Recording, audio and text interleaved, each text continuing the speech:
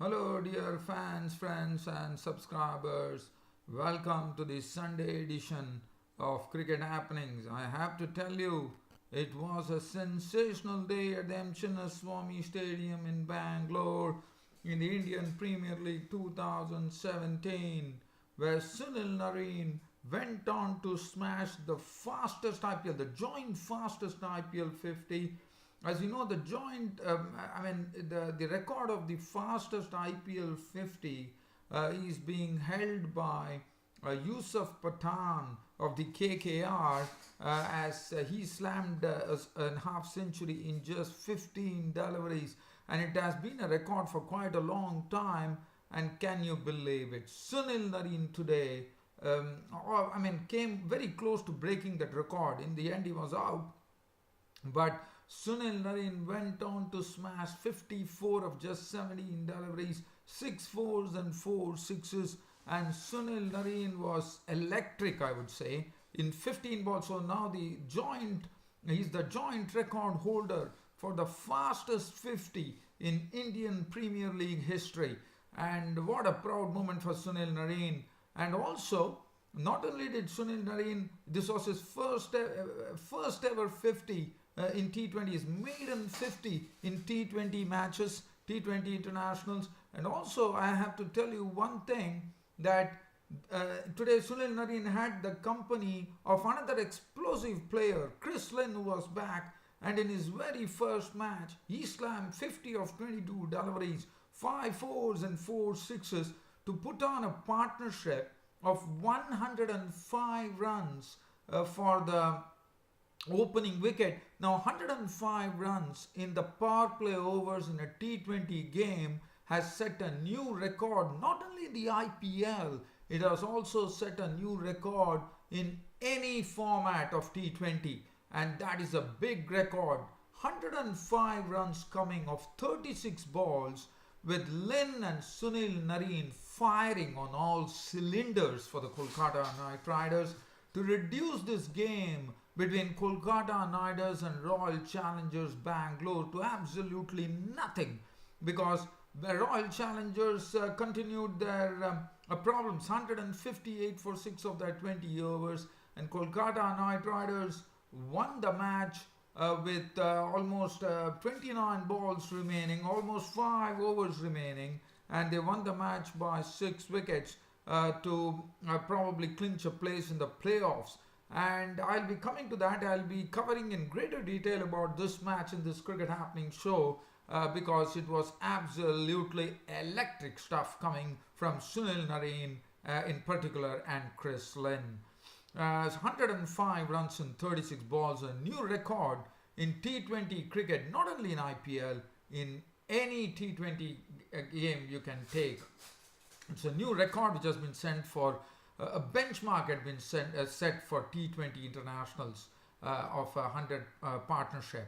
Now, the next game between Gujarat Lions and Kings XI Punjab hopes were dented today by Gujarat Lions, who probably Kings XI Punjab had the match under control, but it was, even though Kings XI Punjab had a majestic innings coming in from Hashim Amla, who scored his second century of this IPL season, but that was not enough, 189.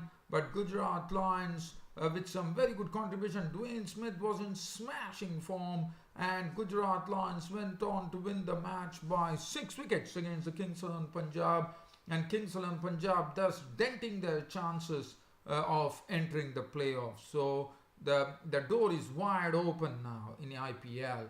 And the other match that I'll be looking at in a very brief manner will be between England and Ireland, where England actually won the two-match ODI series against Ireland 2-0. But I have to say that even though England put up a big score on the board, I thought Ireland put up a much better effort than their previous one-day international. But finally, it was England the victors by 85 runs. So, but as I said, I have to be starting off with the Sunil Narine story, no doubt about it. So let's get on to that match. 46-man Royal Challengers Bangalore were playing the Kolkata Knight Riders at the M. Chinnaswamy Stadium in Bangalore. and the toss was won by the Kolkata Knight Riders, and Kolkata Knight Riders had no hesitation in putting the home team RCB into bat first.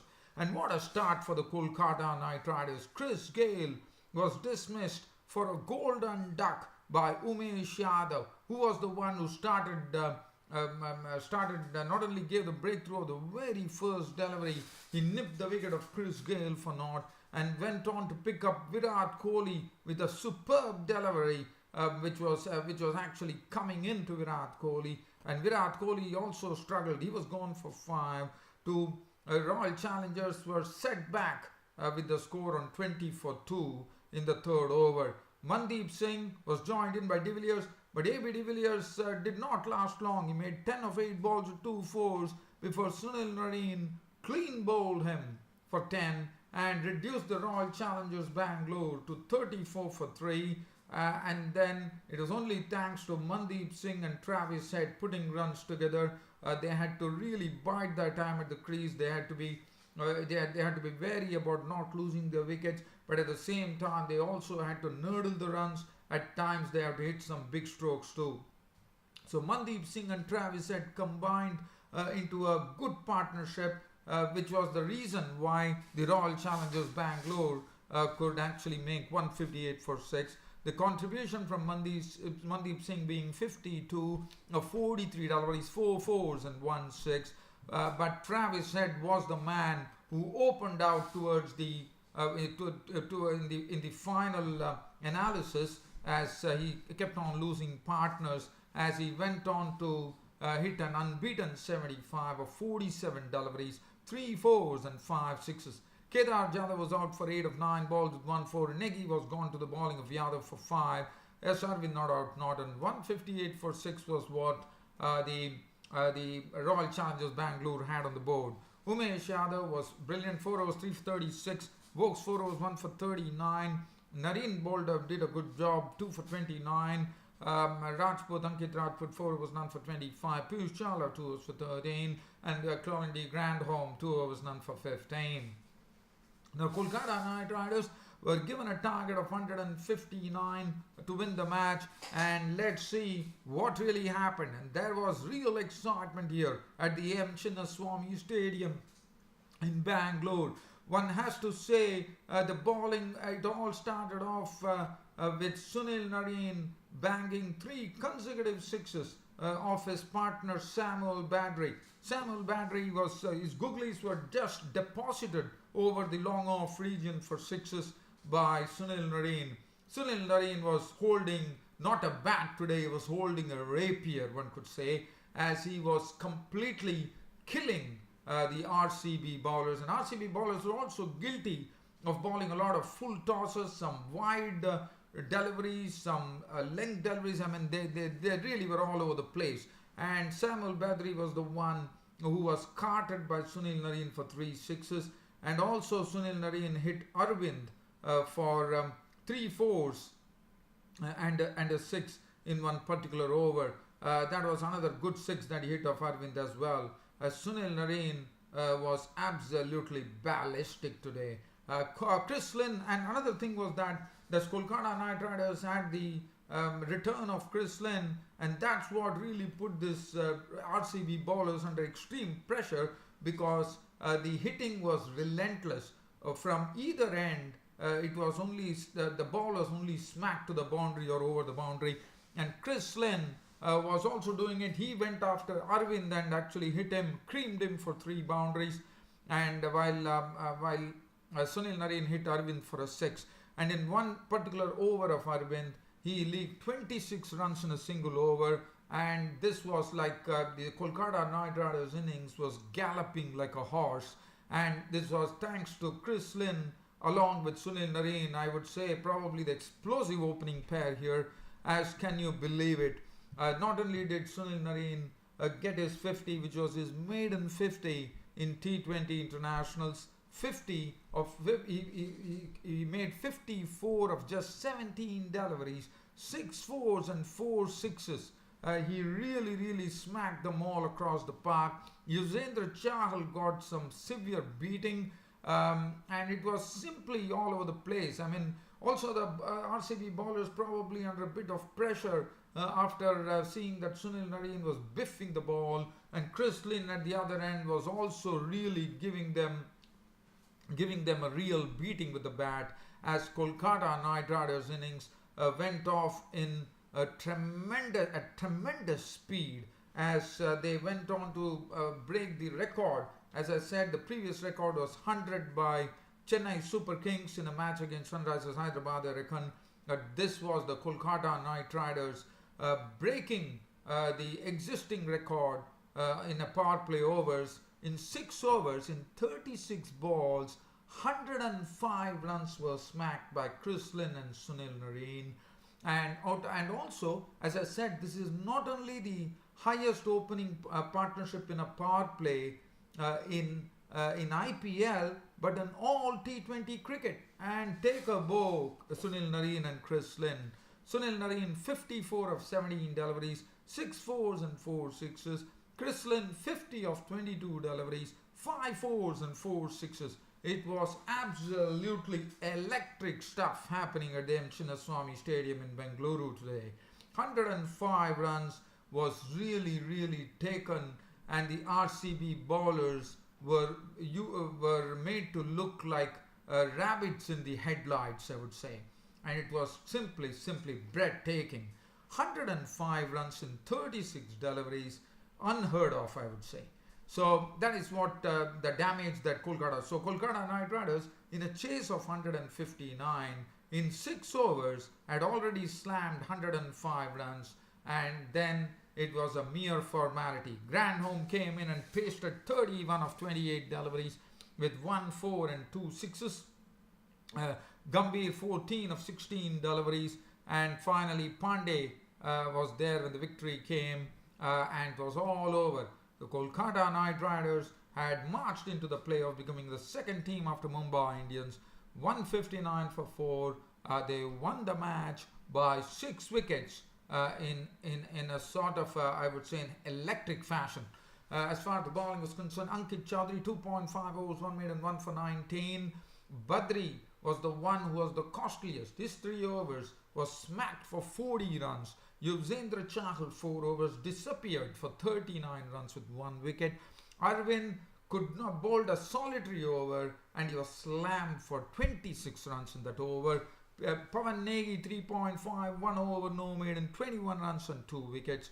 Travis Head bowled 1.1 over, no maiden, none for 11. Sunil Narine, for such a wonderful knock that he played, a smashing knock coming in from Sunil Narine, as Sunil Narine was named man of the match, and that was a very easy decision to make, that who was the man of the match. So that is as far as that match is concerned. Now, one thing, we'll be heading off to the next match between Gujarat Lions and Kings XI Punjab. It was an important match for the Kings XI Punjab, and Kings XI Punjab definitely started in right earnest, with the Gujarat Lions winning the toss and putting the Kings XI Punjab to bat. And Kings XI Punjab did not have a good start. They lost Guptill to the bowling of Sangwan for 2, but then Hashim Amla, along with Sean Marsh, put up a 125 runs partnership in probably, I would say, close to 10 overs, as Amla was really playing good cricketing strokes, and he was getting runs at his own will. At the other end, Sean Marsh was giving him company, and Sean Marsh was also playing well, also giving good company to Amla, and also seeing to it that Hashim Amla was getting the strike most of the time, as this partnership was really hurting the Gujarat Lions bowlers. In fact, Sangwan, Kulkarni, Basil Thampi was thumped by Hashim Amla for boundaries, and in one particular shot where Hashim Amla actually moved, changed his stance, and then, but the bowler was smart. I think it was Thampi who bowled a ball outside the off stump. He had so much time in the world that Hashim Amla coolly turned his bat around and glided it past the fine leg region,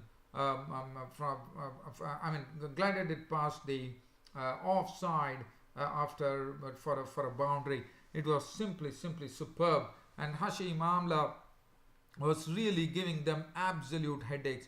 James Faulkner was getting a sort of severe beating from Hamla, and as I said, it was all about pure timing and also the majestic way in which Hashim Amla plays his supple wrist rolling along beautifully, and Hashim Amla was simply a picture of excellence as Sean Marsh. And then Sean Marsh made 58 of 43, 6 fours, being a victim of Kulkarni.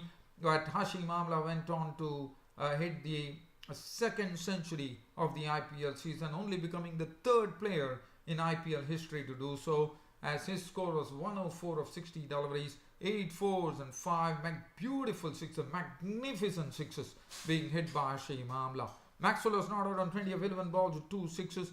Akshar Patel not out on 2, and Kingsland Punjab went on to 189 for 3 of their 20 overs. Sangwan 1 for 28. Doyle Kulkarni 4 overs 1 for 24. I thought a semblance of respectability there.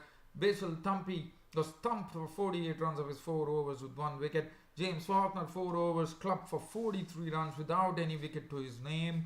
Ravindra Jadeja 2 overs went for 19, and Ankit Soni 3 overs was thrashed for 27.